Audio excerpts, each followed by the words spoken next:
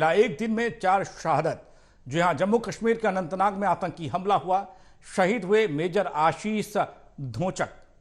आशीष धोचक का शव आज पानीपत लाया जाएगा। मेजर आशीष धोचक का शव पहले टीडीआई के नए घर लाया जाएगा। 2.5 साल की बेटी के पिता शहीद आशीष धोचक ने शहादत पाई है। आतंकी हमले में वो शहीद हुए हैं। पैतृक गांव विझौल में शहीद का अंतिम संस्कार होगा। आपको बता दें कि इस आतंकी घटना में हमले में हरियाणा के 2 लाल शहीद हुए हैं। बात हो रही है पानीपत के मेजर की, मेजर आशीष धोचक की। उनके परिवार में मातम है। घर पर सन्नाटा पसरा हुआ है। सांत्वना देने वाले लोगों का तांता लगा है।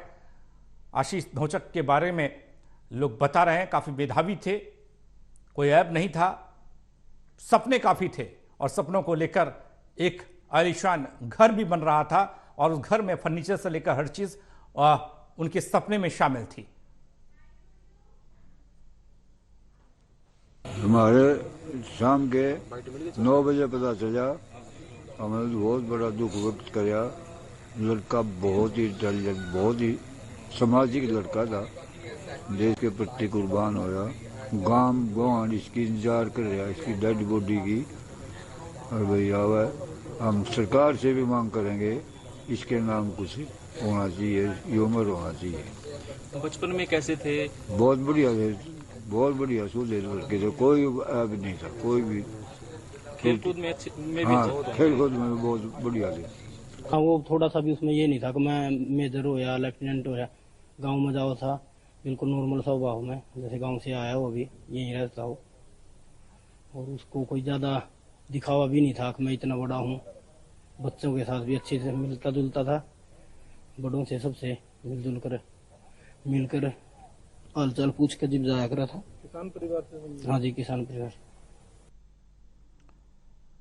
तो मातम का माहौल है। हर कोई उनके बारे में आप जितना मेजर्स को जानते थे उतना बता रहे हैं और बता रहे हैं किस तरीके के वो शख्स थे और सोच क्या थी आखिरकार। देवेंद्र कथुरिया जुड़ रहे हैं हमारे साथ, हमारे सहयोगी।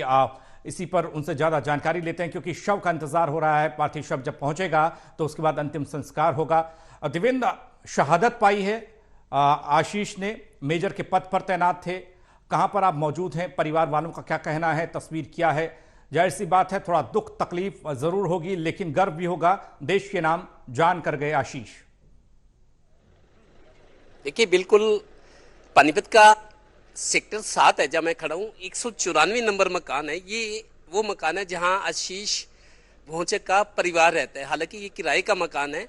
जैसे आदमी अपनी जिंदगी गुजारता है उसकी भविष्य की योजनाएं भी होती है। तो आशीष के परिवार की भी कुछ सपने थे कि जैसे किराए के मकान में रह रहे हैं।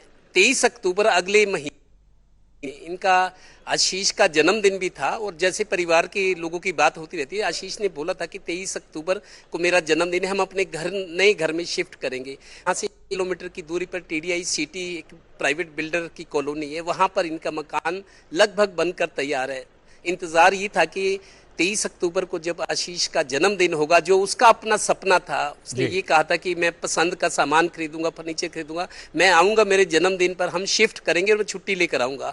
लेकिन ये सारे सपने थे। आदमी सपने देखता है लेकिन सपने बिखर गए, मैं ये कहूंगा। 194 नंबर मकान है जहां मैं खड़ा हूं। आप इधर देखिए, घर के बाहर और घर के अंदर बहुत सारे लोग आ रहे हैं। इन माहौल है। अभी ये एसडीएम की गाड़ी खड़ी है, तहसीलदार है, प्रशासन की तरफ से अधिकारी आ रहे हैं, ग्रामीण आ रहे हैं। आपको दिखाऊं मकान, अंदर देखिए भीड़ है, कमरे भरे हुए हैं। लोग इस गमगीन माहौल में दुखी नजर आ रहे हैं। लेकिन परिवार को, गांव के लोगों को फक्र इस बात का है कि देश के काम आया आशीष, जिसको हम डिफेंस फोर्सेस में अगर कोई देश के लिए शहीद होता है, जान देता है, तो उसको हम सुप्रीम सेक्रीफाइस कहते हैं, सर्वोच्च बलिदान। इससे बड़ा बलिदान हो नहीं सकता। तो लिहाजा उस बलिदान को याद के लोग फक्र तो महसूस कर रहे हैं। लेकिन मौत बहुत बुरी चीज होती है, मौत का सदमा भी होता है और वो सदमा हम इनके परिवार के लोगों में रिश्तेदारों में, ग्रामीणों में देख रहे हैं। गमगीन माहौल है, लेकिन अब कोई कुछ कर नहीं सकता। जहां तक शव आने की बात है, संस्कार की बात है, पानीपत रोहतक रोड पर यहाँ शहर से करीब 5-6 किलोमीटर दूर बिंझोल गांव है, जहां इनका पैतृक गांव है, वहां संस्कार करने की बात कही गई है। लेकिन शव कब तक आएगा, चूंकि जम्मू यहाँ से 450 किलोमीटर दूर है पानीपत से।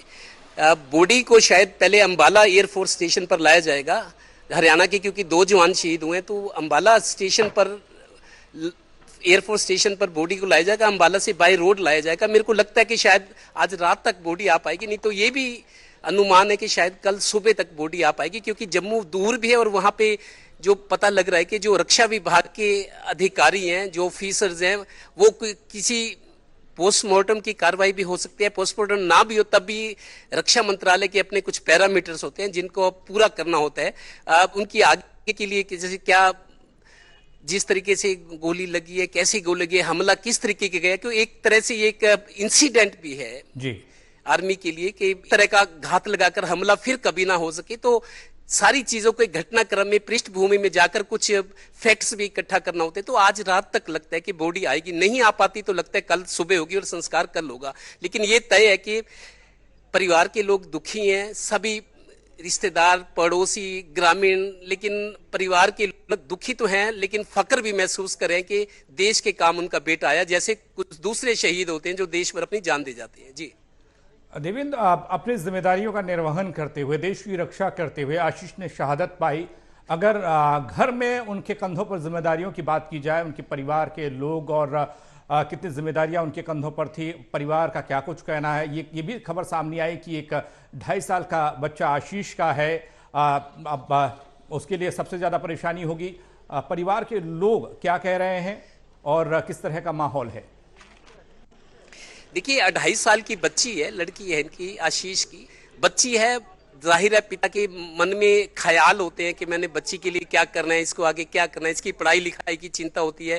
परिवार में इनके पिता NFL से रिटायर हुए, नेशनल फर्टिलाइजर्स लिमिटेड पानीपत में, वहां से रिटायर हुए हैं।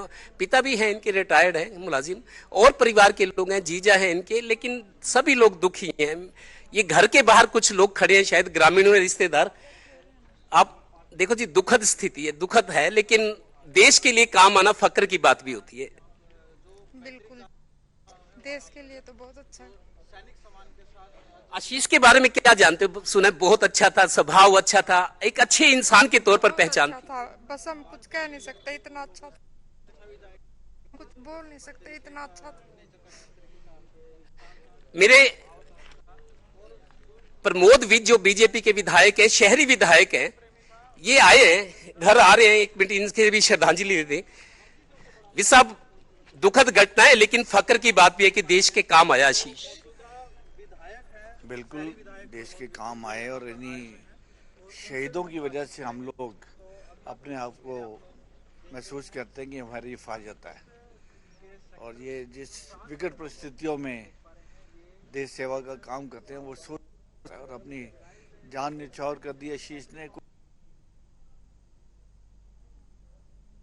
शब्दों में बयान करना इसको बहुत मुश्किल है, और परिवार को इस भारी दुख का सामना पड़ रहा है। छोटा बच्चा है अभी, और अभी आशीष ने घर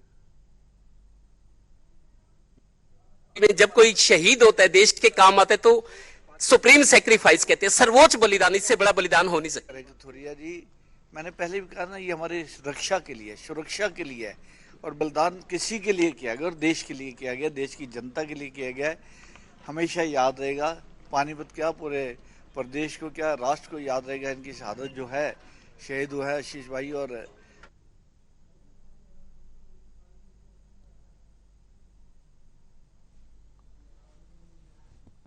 के घर के बाहर लगातार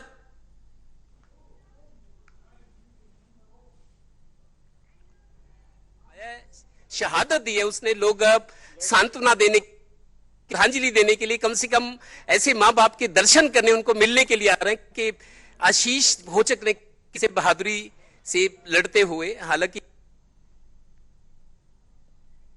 जी चलिए, नजर बनाए रखिएगा आप देवेंद्र, आपके पास फिर हम आएंगे क्योंकि अभी पार्थिव शरीर आएगा और उसके बाद अंतिम संस्कार की तैयारियां होंगी और तमाम लोग श्रद्धांजलि देने के लिए पहुंच रहे हैं, परिवार को सांत्वना देने के लिए पहुंच रहे हैं। बहुत शुक्रिया तमाम जानकारी के लिए आपका।